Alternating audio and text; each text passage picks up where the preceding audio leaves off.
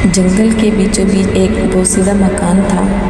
उस मकान के बारे में कहा जाता था कि वहाँ भूतों का बसेरा है। लोग उस जगह से दूर रहते थे। कुछ नौजवान लड़कों ने एक दूसरे से ये शर्त लगाई कि देखते हैं कौन उस मकान के अंदर जाने की हिम्मत कर सकता है। एक नौजवान जिसका नाम नोमी था अपने दोस्तों पे इम्प्रेशन डालने के चक्कर में इस मकान की तरफ चला गया। नोमी जैसे ही मकान के दरवाजे पर पहुंचा, दरवाज़ा खुद ब खुद खुल गया। अंदर की फ़ज़ा में एक अजीब सी ठंडक, दीवारों पर पुरानी खून से लिखी तहरीरें थी।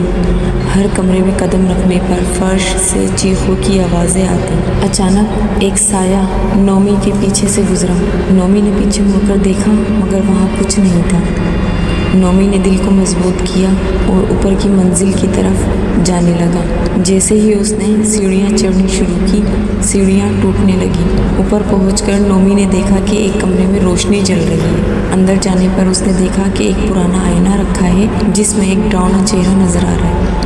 वो चेहरा एकदम बोल उठा, तुम यहाँ क्यों आए हो? नोमी के तो रोंगटे खड़े हो गए। वो पीछे हटा मगर दरवाज़ा बंद हो चुका था। चेहरा आईने से निकलकर एकदम हकीकी शक्ल इख्तियार कर गया। नोमी के सामने एक भूत खड़ा था।